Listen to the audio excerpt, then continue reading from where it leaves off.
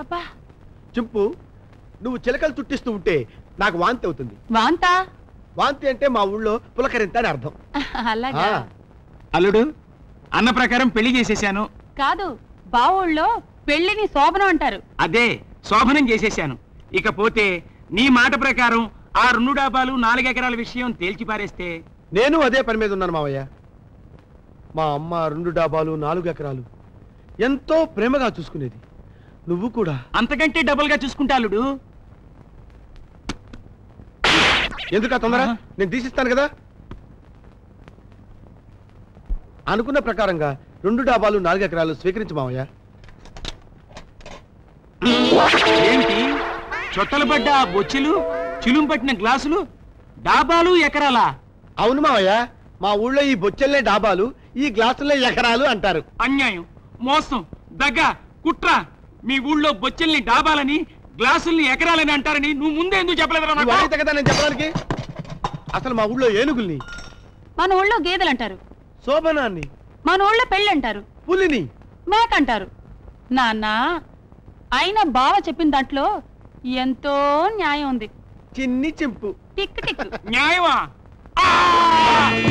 అమ్మో, గుమ్మడానికి మళ్ళీ గుండె నొప్పి వచ్చేసింది. అవును, ఎవరో జ్వాలను రగిలించారు, వేరెవరో దానికి బలి అయినారు. నాకే నొప్పి లేదు. ఆహా, ఎంత హాయిగా ఉందో. ఏమన్నావు బాబు?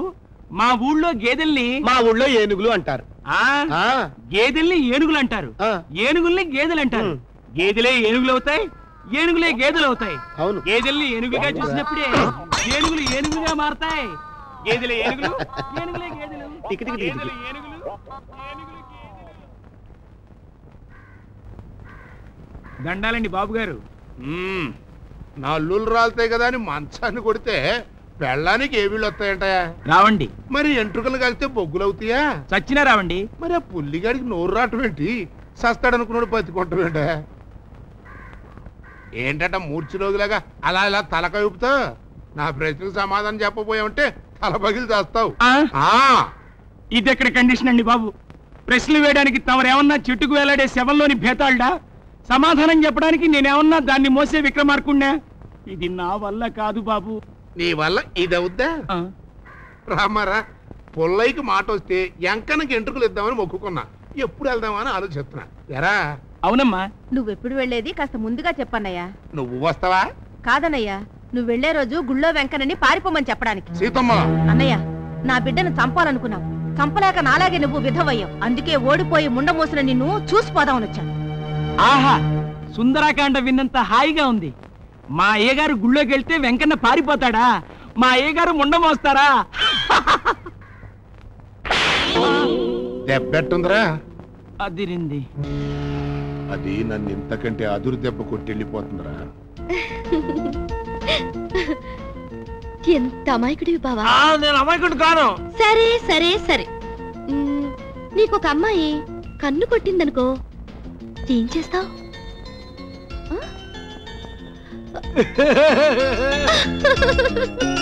నిన్నే ఏం చేస్తావు? ఏయ్, నువ్వు చెప్పకపోతే నేను వెళ్ళిపోతాను.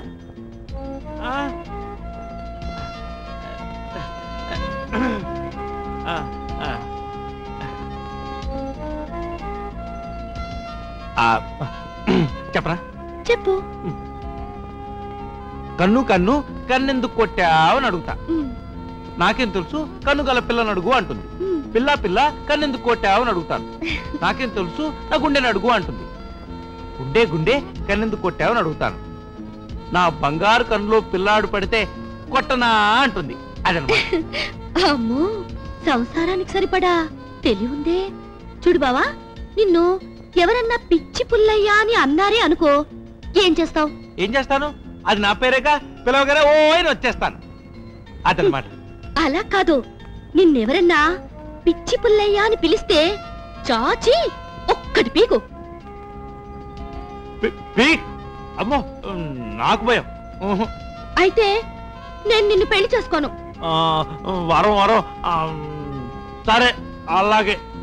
పిచ్చి పుల్లయ్యా. నువ్వే కదా కొట్టమని చెప్పావు. అయ్యో దెబ్బ తగిలిందా? అయ్యో ఇంత గట్టి కొడితే చాలా, ఇంకా గట్టి కొట్టాలా? చాలు చాలు. అడుగు అప్పుడా ముష్కరులు మన ఆంజనేయ స్వామిని ఇన్సల్ట్ చేయాలని తోకకు నిప్పంటించారు. ఒరే పులిగా కొట్టు కొట్టు కొట్టు కొట్టు, పుల్లిగా అన్నవాడల్లా కొట్టు కొట్టు. ఏమిట్రా అలా చూస్తావు? నిన్నే పిలుస్తా కాలు మీద దగ్గరికి రమ్మంటుంటే కొట్టుడు కొట్టు, పిచ్చి కొట్టుడు కొట్టు కొట్టు కొట్టు.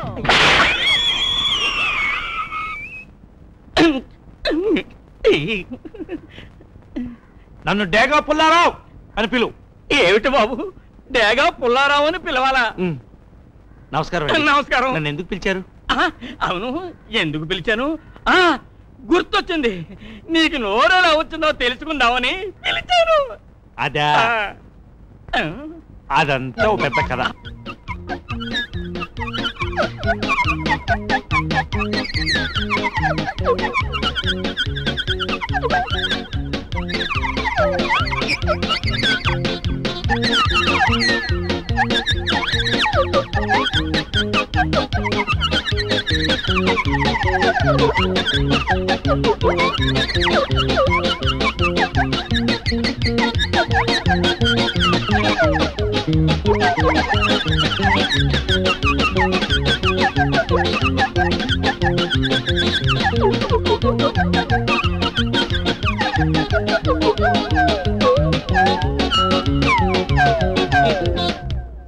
అప్పుడే అదనమాట.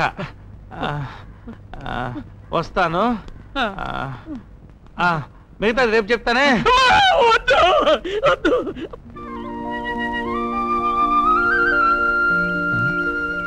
ఎరా ఏం చూసావు? నీ హద్దురాయి నీ తమ్ముడు పొలంలోకి మార్చడం చూసా, అదనమాట. ఈ ఏసయం ఎక్కడైనా చెప్పావో? ఏంటయ్యా నీకు సగం ఇంటర్వ్యూలు నడిచాయి, అలా అన్యాయం చూస్తూ మాట్లాడుతుంటావా?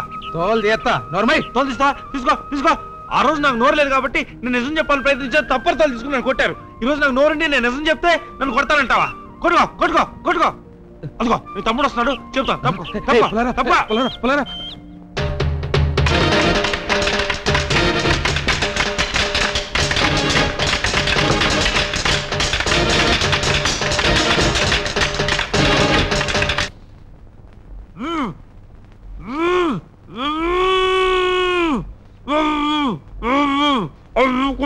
నీ నోరు ఎక్కువైపోయింది.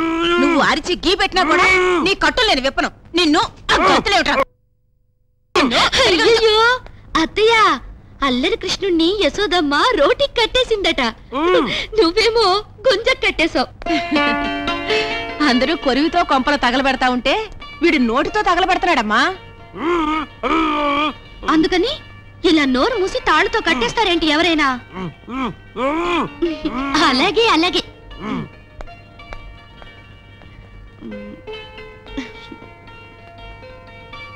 వీడు మూగవాడుగా ఉంటేనే ఈ ఊళ్ళో నా బిడ్డగా నాకు దక్కుతాడమ్మా.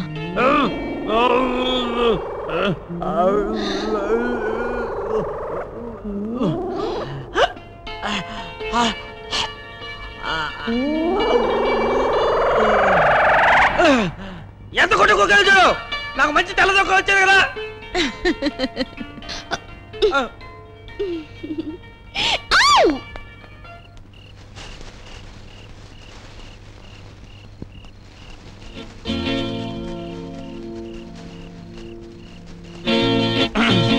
మసక చీకటిలో మల్లె తోట వెనకాల మా పటేల కలుసుకో.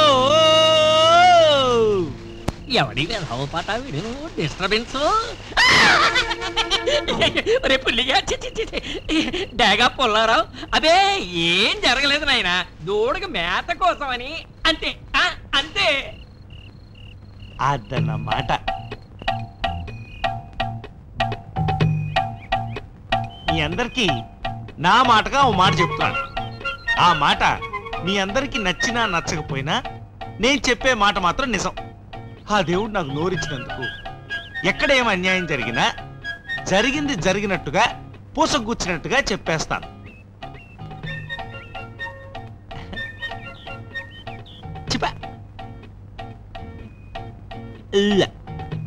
ఏ మాటకు ఆ మాట చెప్పుకోవాలి.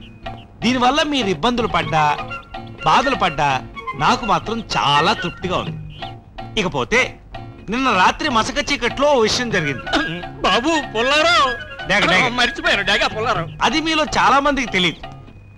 మీకు తెలియదన్న సంగతి నాకు బాగా తెలుసు, కానీ నాకు తెలిసిన సంగతి మీకు అస్సలు తెలియదు. కాబట్టి చూసింది చూసినట్టుగా జరిగింది జరిగినట్టుగా చెప్పేస్తాను.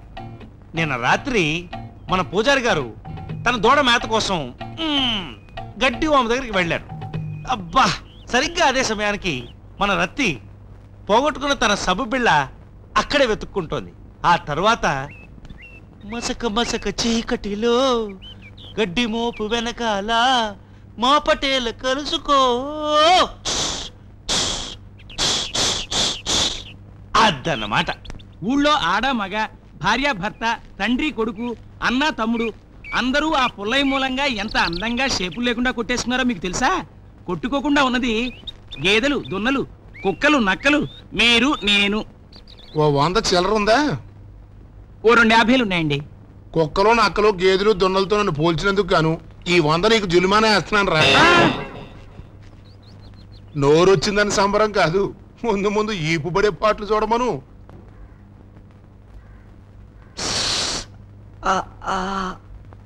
భగవంతుడు నీకు నోరెందుకు ఇచ్చాడు పుల్లయ్య? పిచ్చోండి కాబట్టి. ఇక్కడ ఇక్కడ ఇక్కడ ఇక్కడ అసలు అందరికన్నా పెద్ద పిచ్చోడు ఎవరో తెలుసమ్మా? ఆ భగవంతుడే. అందరికన్నా పెద్ద మొగోడు ఎవరో తెలుసా? ఆ భగవంతుడే. పెద్ద పిచ్చోడు కాబట్టే నెత్తిమీద చుట్టూ అడుగుతాడు. మోగోడు కాబట్టే ఎవరేం మదవ పని చేసినా ఊరే తప్పురా అని చెప్పడు, చూసావా? అదనమాట.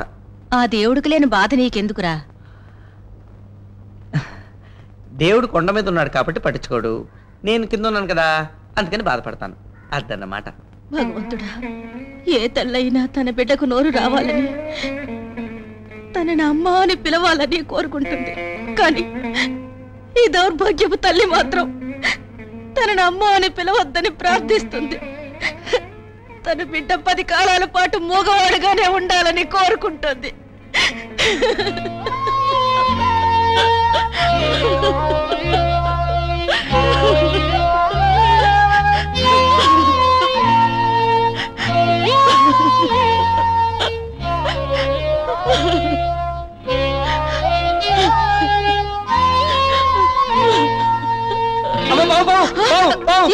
ఎక్కడ? అబద్ధం అమ్మా.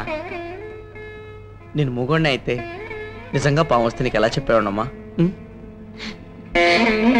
పిచ్చి పుల్లయ్య. ఓ, నేను నీకు ఒక్కదానికేనమ్మా పిచ్చి పుల్లయ్యని, అదనమాట.